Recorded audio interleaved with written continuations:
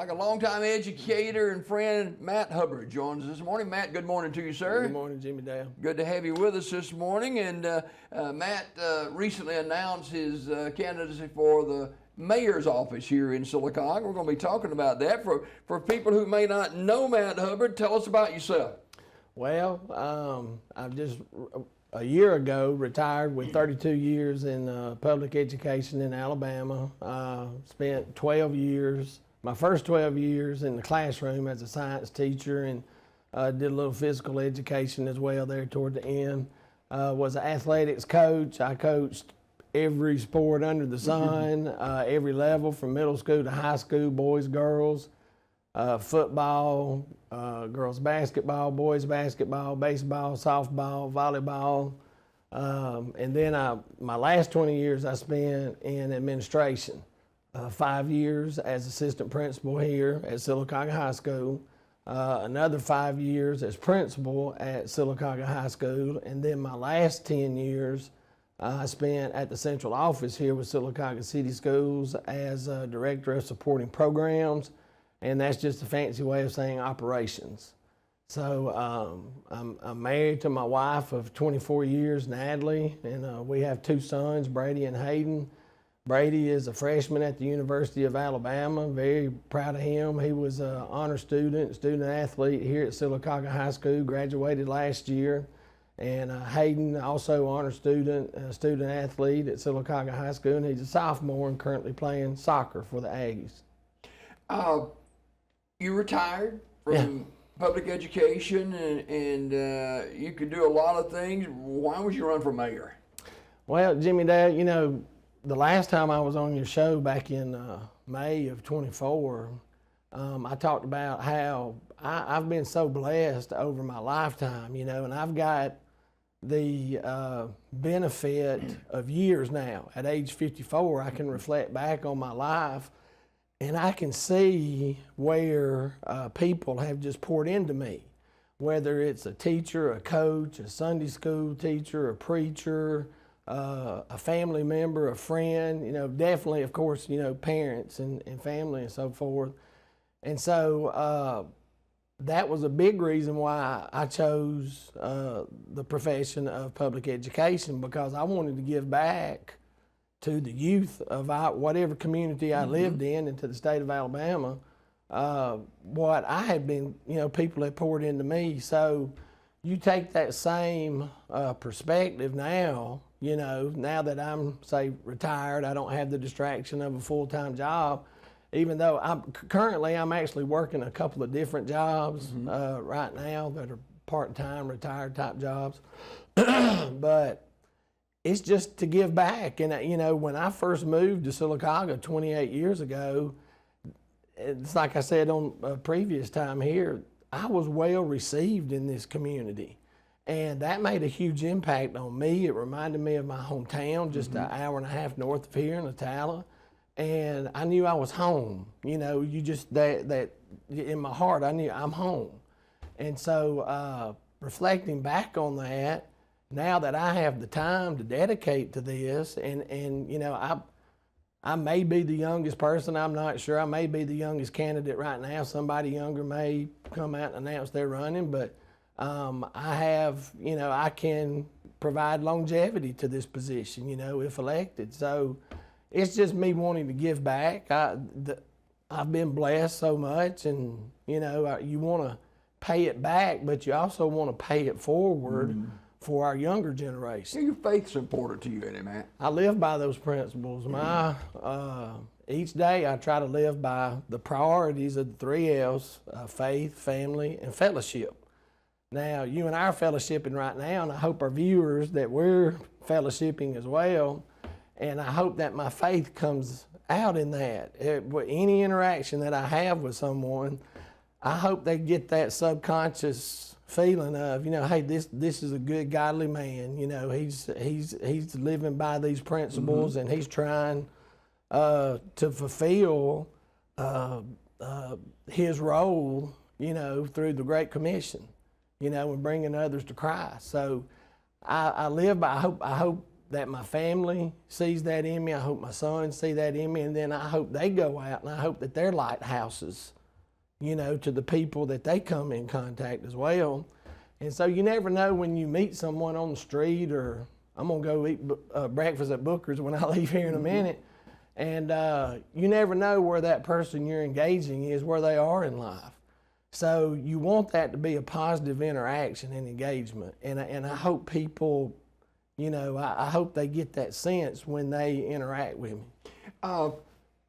Election coming up in August, and a lot of people believe, and if you talk to people often enough, which you do, they'll say, our city hall's in a mess. Mm-hmm.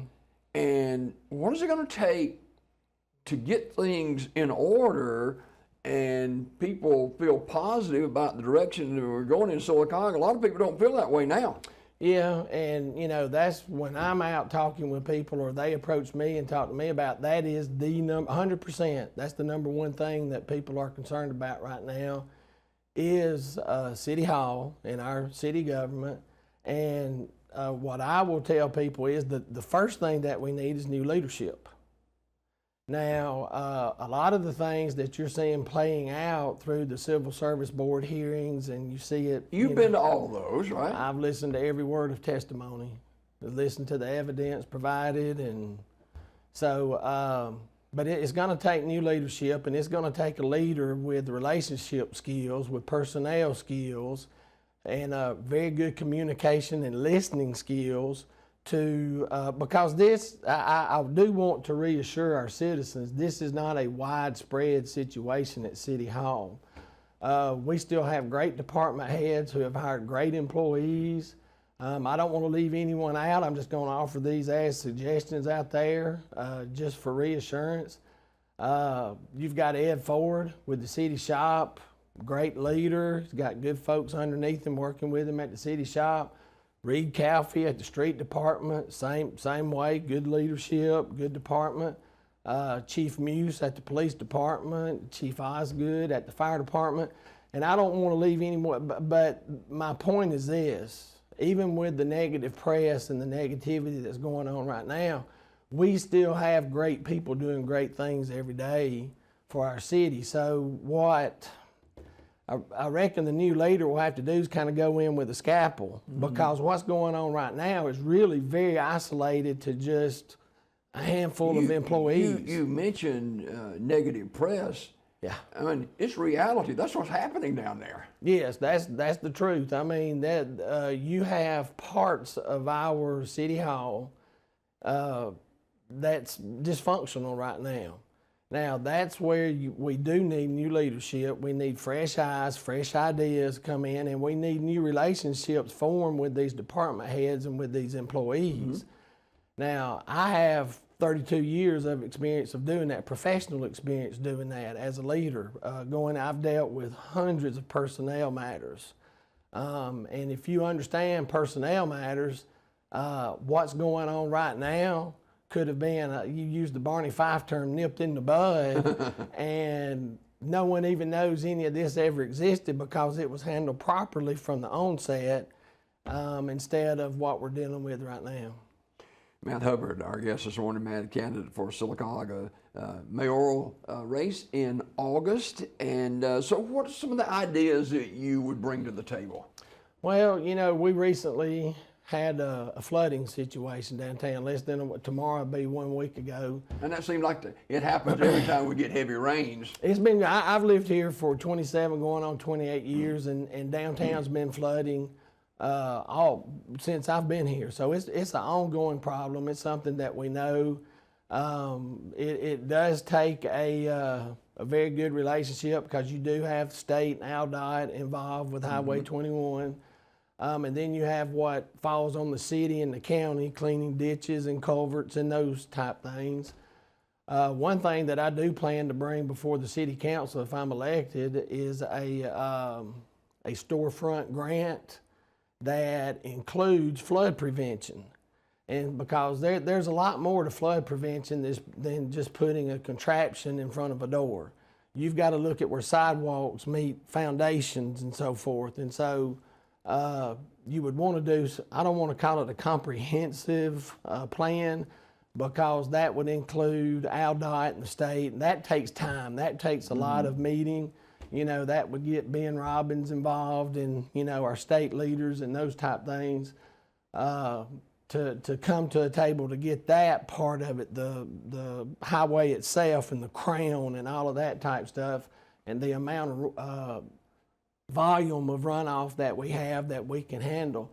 But what we need to do on our side that's immediate, and I think it's taking place now, you know, you hate that it's a hindsight or a knee-jerk reaction, but, you know, I think we are cleaning ditches and culverts. I know from my personal experience through the school system, whenever I called Reed Calfee and said, hey, we've got a backed up ditch or a clogged ditch, could you come and I mean, it would be cleaned out within hours. I'm not talking about a day or a week or a month. He would jump on that quick for us. And then you look at it, if you're mitigating flood, and, you know, what does that do for your insurance rates now? You know, if especially for our downtown businesses, if we have a flood prevention that also improves our storefront, okay, and to increase foot traffic and those type things, hopefully that would be attractive to our downtown businesses, and that would be well received and a good use of our taxpayer dollar. Police and fire departments, not just in Sylacauga, but everywhere, seem to be struggling for personnel. How do we fix that here? Well, first of all, you have to come up with the right incentives. I mean, it has to be incentivized, you know, and I can remember the day when people would, you know, say, oh, you can't do this and you can't do that. Well, it's 2025, we're post-pandemic, and you've got people still working from the house that need to be in the office and those type things. So and that's a mindset. And so one, you know, we have to work on changing that mindset over time. But in the meantime, you do have to incentivize that. Now, what does that look like? I know the current city council, they've looked at pay scales and so forth. So I was not involved in that process, so I can't really speak intelligently towards it right now. But I totally support law enforcement. You know, that goes back to you know, my roles in administration in the school system. And we worked hand in hand with our local juvenile judge and SRO and police department. And so I see the value firsthand in the importance of getting out in front of negative behaviors and not letting them become habitual for people, you know, and trying to have programs out there. That's whenever I travel across the state or I have the opportunity to speak to people, that, you know, it reinforces the need for programs like Margaret Morton has with SAFE. And, you know, working with some of those disadvantaged communities to try to prevent some of this negative behavior over here. So we've got things in place in our community. It's just making sure that we're properly utilizing them and applying those to get those desired outcomes. As the mayor, if you are elected to that position in August, you'd be responsible for putting budgets together. I've done that literally for, again, I'm going to go back to my professional career. For 32 years, I had a budget as a science classroom teacher. I had a budget as an athletics coach. And of course, I had to budget everything as principal, every penny that came through that high school. I worked with our bookkeeper at that time, who was Donna Trammell, who did a wonderful job. Thank you, Donna, if you're watching. And making sure that we're staying on top of those budgets, that we're planning for those budgets. And so you have short-term planning and then you have long-term planning, depending on what that budget is. I know I never overspent a budget, and I never left a budget, especially an athletics budget, to where if something happened to me or if I was not in that coaching position, that the new coach didn't have the money that he or she needed for practice uniforms, equipment, balls, those type things. Now, also in my role at the central office over supporting programs and operations, I was responsible for well over $40 million worth of capital improvements. and we kept those projects on schedule, on time, on budget. And you know, I've created my own bids, service contracts, and I should say contracts and service agreements through those positions. I've worked with local vendors. I've worked with GFL to get the contract with the school system, our waste management for the area. So from a financial perspective and a budgeting perspective, that's what I've done. It's like second nature to me. I can do the day-to-day. I can look at a spreadsheet. I can see expenditures. I can see revenues coming in and forecast that. You can look at percentages of budgets based on percentage of where you are in the year. For halfway through the year, if we spent half our budget, you can kind of gauge those type things to see if you're staying on track. I can share those tips and tricks with our department heads if they don't already know that. And if some need training, make sure they get the proper training to manage their respective budget. And so, and just setting those expectations and having regular meetings and staying on top of every penny. I've done that from a day-to-day basis. I've done it on a short term, which I would call a 1 year budget. And then I've done it on a long term, go out to a 5, a 10, 15, 20 year projection budget. So I've got 32 years of experience of budgeting. Matt Hubbard, our guest this morning, candidate for mayor in the August election here in Sylacauga, local elections. If elected, you would be stepping into a position to where, you know, we haven't had a pool here forever, it seems like, and we're in the process now of maybe building a new civic center or recreation facility, and I don't know where we are on that. I don't think many people in Sylacauga know where we are on it. Yeah, it's you know, they've got the money there. And so now they're to the point in that operation or that project where they're getting ready to have those final plans start. You know, I don't know how long it'll be before they actually start moving dirt. It may be after the election, more than likely. But you know, that's been a long time coming. I think that it's wonderful. I have my entire life basically has been dedicated to providing youth with opportunity, and I've done that. I've served on our Parks and Recreation Board now, I think going on 12, 13 years, and I've been on our Housing Authority Board for about 17, 18 years.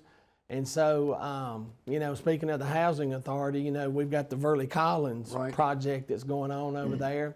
That's going to restore that gymnasium, you know, for on that side of town. Which is certainly needed. It's been needed for a long time. So it's kind of been a double whammy because those kids didn't have a gym to go to and they didn't have a swimming pool to go to. And so you look at the generations, I mean, you're looking at how many years? 5, 6 years this has been going on. So what are those kids that have grown up through that, what's their impression of their hometown? Do they feel valued? You know, and I'll say this as a Sylacaugan, that's something we take great pride in Sylacauga is supporting our youth and providing them with opportunities. But you know, we have to apply the same standard to this generation of child, you know, and again, you've got pandemic involved in that. And so there's a lot of things going on with that. So it is, if people want to criticize that, I would just offer that. Stop and think about these kids and where they are and what they need and compared to past generations of kids.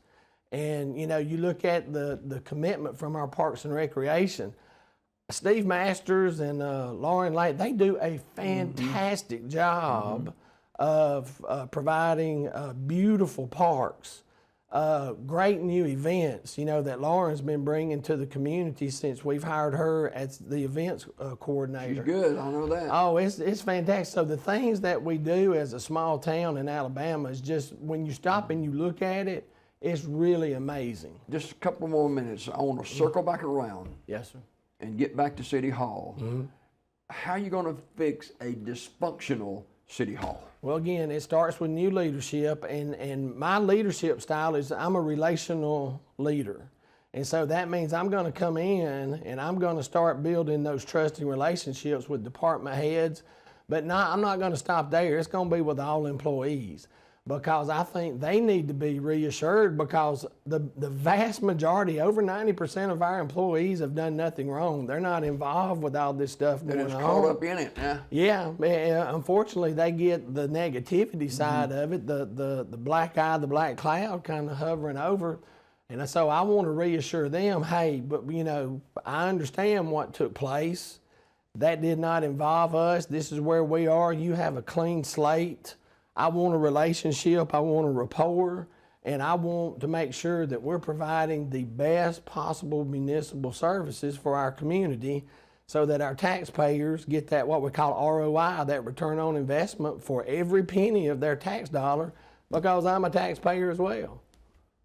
Finally, last 2 minutes, why should people go to the poll and vote for you for mayor in August? Well, just for what I've stated here today and previously, I love Sylacauga. I've lived here 27, 28 years.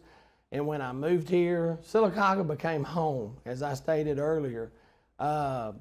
It's where Natalie and I met. It's where we chose to raise our children here in Sylacauga. And truth be known, people who are close to us, they know this.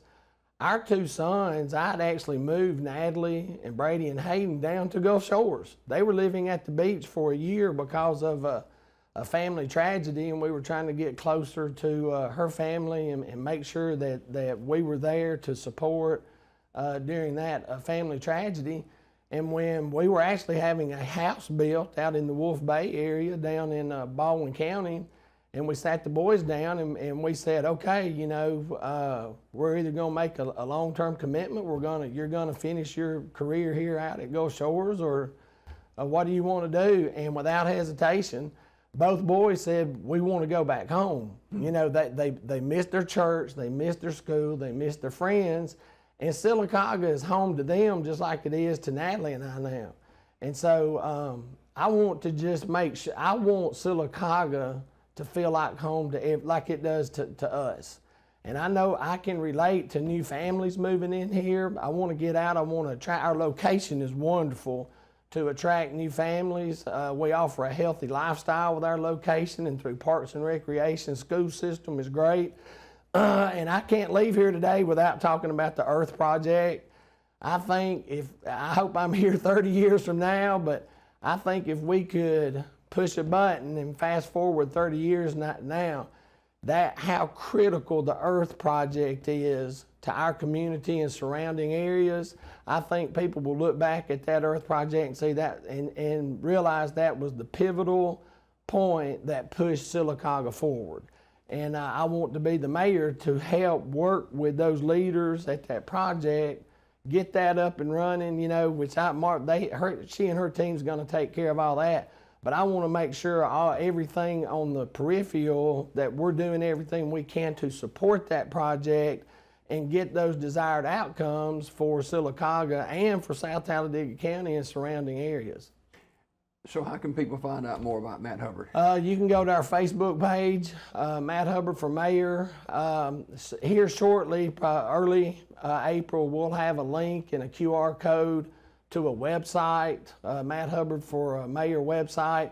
I'm about to get some campaign materials together. I'm going to have an organizational meeting, and early next month, a couple of weeks from now, I'm going to be out and about. We're going to start knocking on doors, and you're going to see the campaign start ramping up over these next 5 months.